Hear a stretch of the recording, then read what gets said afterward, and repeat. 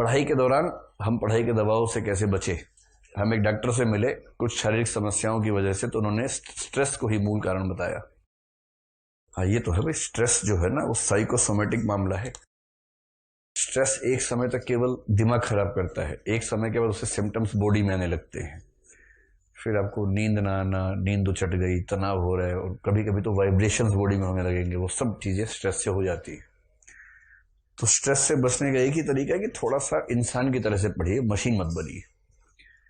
मुझसे तो कोई सलाह मांगता भी नहीं आजकल, क्योंकि मैं ऐसी सलाह देता हूँ फिर बच्चे आते नहीं मेरे पास सलाह मांगने के लिए। आते हैं कि सर कितना पढ़ें, कैसे पढ़ें। मैं बोलता हूँ देखो, सप्ताह में एक फिल्म जरूर देखनी है, ये पहली सलाह है।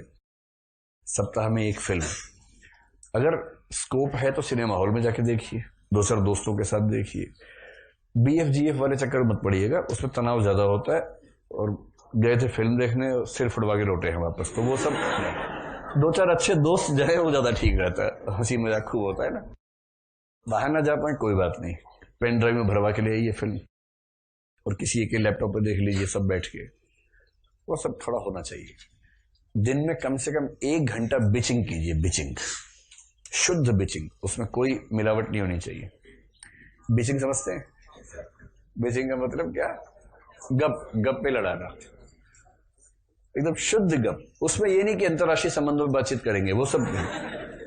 अंतर्राष्ट्रीय संबंधों पे करना भी है तो उन वाले संबंधों पे कि ट्रम्प का किससे चल रहा है, इस तरह का, वो वाले अंतर्राष्ट्रीय संबंध। ये वाले अंतर्राष्ट्रीय संबंध नहीं कि इराक में क्या हुआ, सीरिया में क्या हुआ, वो सब नहीं। जब आप शुद्ध प्योर गपबाजी कर लेंगे 1 घंटा ना, तो मन इतना प्रफुल्लित हो जाता है उसके बाद, फिर पढ़ेंगे तो अच्छा लगेगा। और सफलता का बहुत तनाव मत लीजिए। वो कह गए हैं, तुलसी ने भी कही है ये बात, वैसे भी आती है कि चिंता वाकी कीजिए जो अनहोनी होए, अनहोनी होनी नहीं, होनी ही सो होए। तो चिंता उसकी करो जो अनहोनी है, और अनहोनी है तो हो ही नहीं सकती है, क्योंकि होना वही है जो होना है। तो नियतिवाद के अपने फायदे भी है। ये इसको डिटर्मिनिज्म कहते हैं। नियतिवाद का मतलब सब कुछ पहले से तय है। इसका फायदा ये है कि आपको तनाव नहीं होता, कि पहले से तय है ही, तो फिर टेंशन किस बात की है। और मैं ये बात कई बार कहता हूँ, सीरियसली कहता हूँ, कि इस एग्जाम की तैयारी करने का केवल बोनस है कि आप IAS बन गए। ये सिर्फ बोनस है, शुद्ध बोनस है। इस एग्जाम की तैयारी करने के बाद आप जीवन में जहां भी जाएंगे, आप अभी जहां हैं उससे बहुत आगे प्लेस्ड होंगे। किसी भी फील्ड में चले जाइए। तो एक लेख मौका मिलेगा तो आपको मैं भिजवाऊंगा उस पर व्हाट्सएप पे।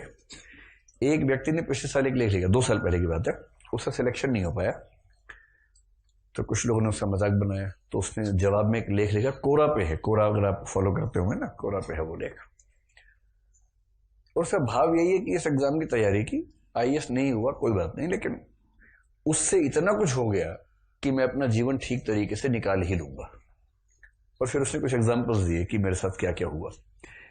अब क्योंकि मैं एक ऐसे व्यवसाय में हूं कि अगर मैं आपसे ये कहूंगा कि नहीं होगा तो भी जीवन अच्छा होगा, इसकी ये व्याख्या आप कर सकते हैं कि ये अपनी दुकान चलाने के लिए ऐसा बोल रहा है।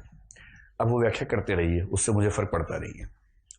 लेकिन अगर उस पक्ष को आप थोड़ा साइड में करके समझने की क्षमता रखते हो तो इस बात को मान लीजिए, इस एग्जाम की तैयारी अपने आप में इतनी बड़ी उपलब्धि है, जो अभी समझ में नहीं आएगा बाद में आएगा। तो चिंता मत कीजिए, मस्त होकर तैयारी कीजिए। IAS है, PCS है, बहुत सारे एग्जाम्स है, जुट के काम करेंगे तो कुछ ना कुछ हो ही जाएगा बढ़िया, और शानदार जिंदगी होगी। ऐसा नहीं कि उसके बाद की जिंदगी इससे अच्छी होने वाली है, क्योंकि ये तो आपका बेस्ट फेज है इस समय। दोस्त हैं, पढ़ाई है, पढ़ने लिखने का समय है, कुछ नहीं करना है, घर से पैसे आ जाते हैं। इतना अच्छा फेज जीवन में नहीं आने वाला कभी। ये आपके जीवन का सबसे अच्छा फेज है। इसके बाद इससे खराब ही आने वाला है। IAS बनने के बाद IAS बन के वो मजा नहीं आएगा जो भी आ रहा है आपको मजा। नहीं, ठीक है, बुढ़ापे तक कौन बच्चा रह सकता है, उम्र बढ़ेगी तो जिम्मेदारी आएंगी। तो सहज रहिए, मेरी बात तो समझे। 1 घंटा रोज क्या करना है? गप्पे मारनी है, सीरियस टाइप की नहीं, मिस्टीरियस टाइप की। ठीक, हफ्ते में 1 आध फिल्म देखिए, मन खुश रहेगा। गाने वाने सुनते रहिए। सुबह उठे, जब तक तैयार हुए, गाने चलने चाहिए उस समय, सुनसान नहीं रहना चाहिए। मतलब मेरे ऊपर तो ऐसा स्ट्रेस नहीं है, मैं आज तक उस जीवन शैली में रहता हूँ। सुबह उठते ही मेरा पहला काम क्या होता है? म्यूजिक। मैंने अपने फोन में है